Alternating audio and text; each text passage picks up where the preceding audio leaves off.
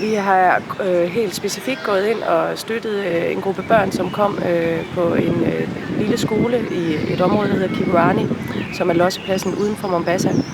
Og der er antallet af børn så vokset til 150 over de sidste par år, og de børn, dem giver vi mad 2 gange om dagen, og skolegang, og tilbyder et sundhedsprogram, så de kan blive holdt raske og sygdomsfri. Det er gået helt overvældende. Altså, for det første kan jeg jo se, at der helt konkret er, jeg tror, omkring 3500 mennesker, som har syntes, at den her sag var værd at like. Og det er jeg jo helt vildt glad for, og overvældet og rørt. Og så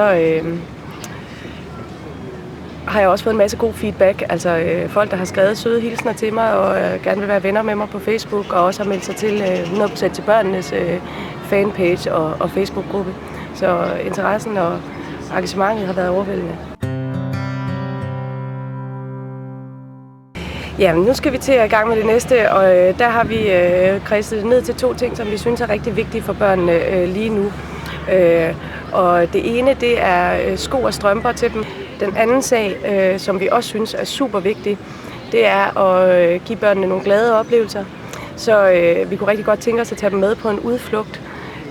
Fordi vi tror, at noget af det, som børn overlever på, det er oplevelser, hvor de kan huske et eller andet, der var godt eller sjovt, eller hvor de mærkede, at der var nogen, der drog omsorg for dem. Eller noget, som bare var en glad oplevelse, hvor de kommer lidt væk og bliver revet ud af den hverdag, som er det eneste, de kender, nemlig livet på lossepladsen. Vi tager en ting ad gangen, fordi at alt, hvad vi gør i Kiburani og i alle de projekter, vi støtter i Afrika, der er det enormt vigtigt for os, at det bliver implementeret ordentligt. Og lokalsamfundet er med i det her og får ejerskab i det. Fordi at det er jo ikke meningen, at det er os, der skal komme ned og altid sige, at vi ved lige præcis, hvordan det skal være i Afrika. Det er ikke vores land. Vi tager det stille og roligt for også at holde kvaliteten i top i hver eneste ting, vi gør. Jeg er sikker på, at vi gør det ordentligt. Vi vil gerne gøre det hele, og det skal vi også nok komme til, men en ting ad gangen. Selvfølgelig skal de have sko på fødderne, fordi at de går rundt i skrald og skidt og glas og metal. Men det er også, ligesom det er med uniformerne, som vi har givet dem. Man kan simpelthen se på de børn, hvor meget det betyder for dem at få noget tøj, så de kan føle sig ligesom andre kenyanske børn. Så de føler, at det er en rigtig skole, at de bliver taget alvorligt som individer. Altså stoltheden lyser ud af dem. Det er det bedste i hele verden, når man ser dem have en skoleuniform på. Jeg kunne godt tænke mig at gøre det samme med sko og strømper. Ja, det kan jo være svært at forstå, hvorfor det skal komme før sko og strømper. Men jeg synes, det er ekstremt vigtigt, at børnene får de her glade oplevelser. Jeg kan se, når jeg er dernede, og vi har frivillige dernede, hvor meget det betyder for et barn bare at blive holdt om eller blive taget op og blive trøstet, når de græder. De bor i et samfund, hvor der ikke er noget overskud, og hvor der ikke er meget kærlighed.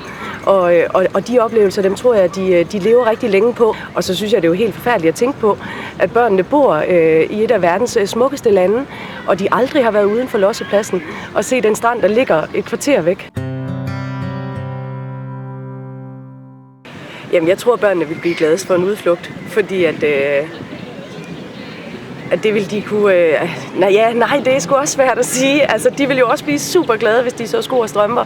Men altså, når de først kommer ud af lossepladsen, og vi får dem med ud, altså, så tror jeg, de vil være fuldstændig... Jamen, jeg tror slet ikke, de vil kunne forstå omfanget af det, de oplever. Jeg tror, de vil være helt vildt glade, og det vil alle lærerne og pædagogerne, der skal med i øvrigt også. Jamen, det kan jeg ikke. Jeg synes, det er 2 lige gode ting.